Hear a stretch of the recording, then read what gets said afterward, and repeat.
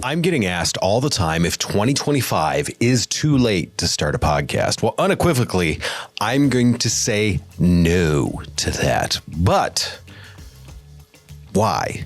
The other things that we're going to cover, we got a new format, and what should you be doing to grow your podcast? All that. First, you got to stay tuned. I want to thank you for being here. I am Josh with Pedal Stomper Productions. I really appreciate the fact that you are here. Do me a favor. I'd appreciate it even more if you would make sure that you subscribe if you're on YouTube, or follow if you're on one of the podcasting platforms. It really, really helps us out. Additionally, the only thing that I will ever ask of you is for your comments and feedback. I want to know what it is that I can do to help you in your podcasting journey. So by all means, if it's a review on Spotify or any one of those platforms, or a comment there, or YouTube, whatever, give us that feedback. I would love to hear it. I would love to help you out with that. With that, we are changing to a new format that I'm actually really excited about. So there's going to be two main pieces, and the second piece is one that's going to be somewhat interchangeable. The first piece is we're going back to the education. We had some pod creep in there where I was bringing in guests after guest after guest, and some of the guests were getting off of the topic, especially off of the topic of podcasting. We got a little too far into some of the marketing side of it, which is good. It's great knowledge to have, and it's all applicable. I sometimes have a tough time saying that one. It's all applicable to podcasting. But in the same sense, we realize we really need to just stick to this more solid information that's more rooted, I guess I would say, in podcasting. So that is a huge thing, a huge part of the shift. So that's why we're going back to this educational piece. I've got a list of things that we are going to talk about in here that I am really excited to talk about. Now, like I said, we aren't totally ditching guests. We are going to have guests in on occasion. That will be in the second half of the podcast. So we may do some guests. The other thing that we're going to do is we are going to cover some industry news, because there's a lot of big industry news out there that, like, who bought what or whatever, that doesn't really matter. But there is some industry news that a lot of people are missing, like when Spotify started to offer video. Like, do you know that Spotify, you can put clips in there now, the same way that you can with YouTube Shorts, or the same way that you can with Instagram Reels? You can put those swipeable clips in Spotify. Spotify is 100% coming after YouTube. They're like, look, YouTube's like the second largest search engine out there. YouTube is currently the largest streaming platform out there, bigger than Netflix. Keep that in mind. YouTube is much bigger than Netflix. So Spotify's like, hey, we want a chunk of that pie. Those types of news pieces are going to be the thing that we're going to cover. So to me, I'm really excited because it's news, but it's still that educational piece. Some weeks we will have guests in. I've got a few of them lined up that I'm pretty excited to talk about, that do some of the stuff in this area, that it's going to be a really interesting mix. That being said, let's dive in to the first half of this, and we are going to talk about the education piece. So for our educational piece this week, we're going to answer that 2025. Is it too late to start my podcast, or can I grow my podcast in 2025? So I want to talk about a couple of pieces in that will both kind of give you reasons as to why, yeah, now's a good time to do it. But more what you need to do in order to make sure that your podcast is successful in 2025. And a lot of these things are some of the reset that we've taken in doing this. On-demand media is the king. I had this conversation in the podcasting class that I teach the other week. A lot of us remember growing up with 4 channels. That was it. You only had 4 options, and whatever was on was on. There was no choices in the matter. Everyone has choices. We'll talk about attention span in one of the later episodes here, but everyone has choices on what they're going to watch or listen to, and when. Can you imagine? I mean, if you caught up on the nightly news in your car, because that's what most people do now. So on-demand content truly is king. It's all about meeting people where they are. Now, that being said, one of the keys to capitalizing on that is making sure that you have a targeted reach. You need to connect with your specific audience. I talk about this all the time, and this is one of the things that we even crept away from, is we have a group of people that we talk to. It's one person. I always tell people, talk to one person. If you go out into a room at a dinner party and you just start talking, no one's going to listen to you. A few people may even look at you like you're the crazy person standing in the corner talking. What I always tell people, if you talk to one specific person, if you have a conversation with one specific person, as long as that's an interesting conversation, you're going to notice other people who aren't your target audience, because remember, it's that one person is your target audience. Other people are going to start to listen to you.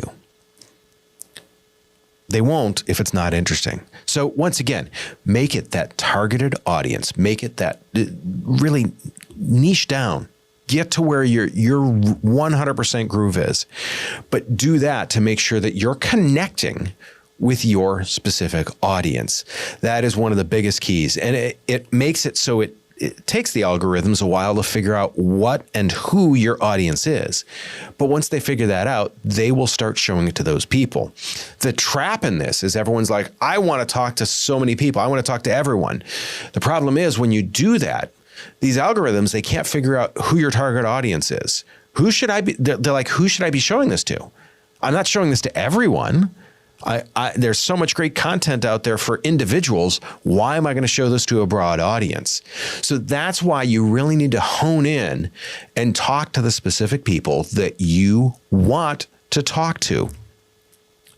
Now, in that, you are going to start to build that trust. You are going to start to gain that credibility with that audience then as you start to do that. That is where that builds, is when you have that niche. Once again, if you start talking general, you're not going to get any attention because there's so much content that is specific to you. The example that I would like to give on this is that if, let's say you like baking, are you going to watch just a general cooking show when there's 15 shows out there that are specifically about baking? Let's say you love to grill. Are you going to watch a show that deals with baking? Probably not. Are you going to watch a show that deals with everything? Probably not. Because there's so many shows out there that deal specifically with grilling, and they're going to talk about those things. So that is why I'm saying we really need to build in that targeted reach there. And once again, you're talking about the areas that you are an expert in. And that's what I'm working for us to do too.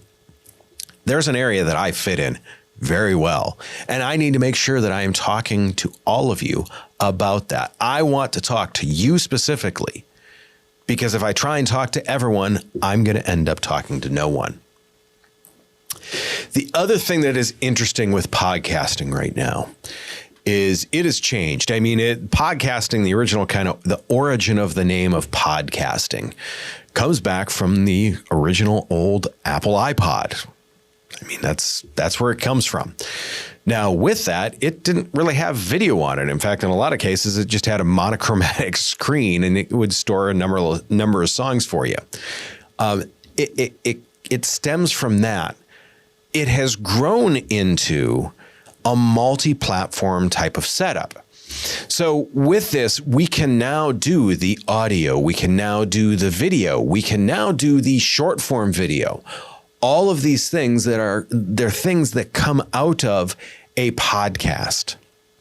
Now, how you do those is a discussion that maybe we need to have, or something that you at least need to consider. Are you building your podcast because you want to be a top podcaster? Or are you building your podcast because you're creating marketing material for your business? the marketing material for the business. That is that is our niche. That is the who we help. That is who we work with. For us, we work with people to make sure that the content that they are creating is geared towards creating those short, scrollable clips. We want to help people build that social media platform. We want to help them build that content so they can be in front of people every day. Now, additionally with that, the structure that we help people build is also to help them build like SEO. Well, how do we do that? Is through letting them build a blog post. Because the transcripts that we can take from this are things that we can build into blogs. With that, we have to make sure, though, that once again, we're talking to the specific people that we want to be talking to. Stay in that lane. Stay in that niche. That is what, especially now in 2025, will give you that leverage to keep moving forward. I want to address monetization. So many people that they start a podcast with the goal of monetization, and to start that in 2025, I'm going to let you know it's a tough row to hoe. I don't want to discourage people from doing it. I do want to give people realistic expectations on what it takes to monetize. When you look at it, the monetization of podcasts, I guess I would say, would be very similar to how the music industry is. There are tens of thousands of people that are creating content, creating music, creating podcasts. So the top 2, 3, 4, 5, 10% are the ones that are getting all the rewards. Anything below that is creating some great content and creating some versatile content, but those aren't the ones that are taking the big giant checks to the bank. So realize if monetization is your goal, you need to be looking at that from a different angle or a different lens. To me, we encourage people to do the podcasting, A, because they love it. You should love it. This is a ton of work. But B, it really is to create that content to support those other items. If you are creating that content to support other items, and the podcast will grow on its own, and we will help you, we will support you in growing that. But it does help you in the creation of those other items and works on those other items to help you move those things forward. The monetization piece is one that you want to make sure that you go at with appropriate expectations. The thing that I will point out with a lot on the monetization piece, when you see a lot of these top performing podcasts, many of them come from people that already had a certain amount of fame. There's already some built-in audience there. That's a piece that you want to make sure that you're looking at with it. The thing that I love, especially with podcasting, is the community that you can build with this. So many times people aren't looking at it as building a community. I want to talk specifically about podcasting for business marketers because that's the community I want to build. We got away from that, so we're going to come back to that. There's people that will use the podcast to help them give them Discord channel chats. There's people that are doing that for their email content, for their blog content. All of that is to build that community, is to build that brand awareness. Once again, it's to keep those things around. Now, the reason why I say some of those things is because of the fact I want to make sure that you realize that the podcast can kind of be one of those spokes in the wheel. In fact, I think it's more like a hub because the podcast helps you build all those other pieces. That is why I love to encourage people to start a podcast in 2025 and say, look, it is not too late. Is it too late for you to be Joe Rogan? Possibly. But it is definitely not too late for you to start a podcast and to reap a ton of benefits from it. That is what I want you to encourage you to do. With that, I want to make sure that you take the time and get signed up for our newsletter. We're going to have the link in the show notes below or the description, depending on where you're watching it or listening to this. Get signed up for our newsletter. I want to make sure that we can get this type of information out to you. The podcast with this is huge. We are going to talk here in the next few weeks about how valuable that email can be for both me as a podcaster, you as a podcaster, but also your listeners, your community, and building that community. To me, I'm going to sum all this up real quickly. It's never too late to start a podcast when you look at the number of people that are getting into podcasting. Last number I saw, if I remember correctly, it jumped from, it was right around 51% to 64% of people say that they regularly, did I say that right? 64% of people regularly listening to podcasts in the US. That's a huge jump. I only expect that to get to those numbers to grow. We've got a younger population that's coming of age. We've got a population that's kind of aging out, but even some of the aging out population is picking up their phone and saying, hey, I want to hear something entertaining, or I want to learn something, or this is where I want to get my news. When it comes to this content, something else that I want to talk about as the last piece of this, the media shift. I will revisit this. Last year, during the election, no matter what you thought of it, I don't want to get political, no matter what you thought of it, Joe Rogan had more of an audience than CNN and MSNBC combined at any one given point in time. Consider that, how big that audience is, how many people are paying attention to podcasts, and then ask yourself the question, is it too late? I think you're going to come up with the same answer I did. It's definitely not too late. I am going to be right back with some news for you.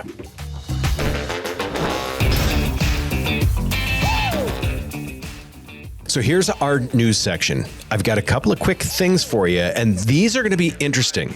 We're going to talk a little bit about TikTok. We're also going to talk about how downloads and reach grew, especially for big publishers in October of last year. They're talking about that third and fourth quarter of last year. Let's start with TikTok. Where's it at? Well, I heard, in fact, this week, that the app is back up, but is it, or will it stay up, or is it coming back down? Who knows? This is something that it's a topic that I always tell people, this is why I love podcasting, because once again, you're not putting all of your eggs in one basket. Like there's so many TikTok creators out there that when TikTok closed down, they're like, what am I doing? But with this, Edison Research is a big podcasting research platform. They feel like a lot of younger creators are experiencing a small dip in listenership because of TikTok going away for that period of time. Younger listeners often are discovering podcasts through TikTok. This is why we say those small clips are pretty essential. Once again, it's the younger demographic is the risk here. If you're targeting 40, 50-year-olds, you're probably not going to see as much of a change in this. You're not going to see a decline in the number of new followers or anything like that. But it is something to be aware of. Don't put all your eggs in one basket. Make sure that you are diversifying with that and that you are not relying just on one singular platform. Now, also, we're going to look back here to October. Downloads and reach grew for big publishers in October. So we're talking about some of the bigger publishers like the Vox Media or other ones like that. With this, they saw download and reach growth in October. Earlier in this episode, we talked about, is it too late to start a podcast in 2025? To me, that is unequivocally saying, yep, go ahead and get this started.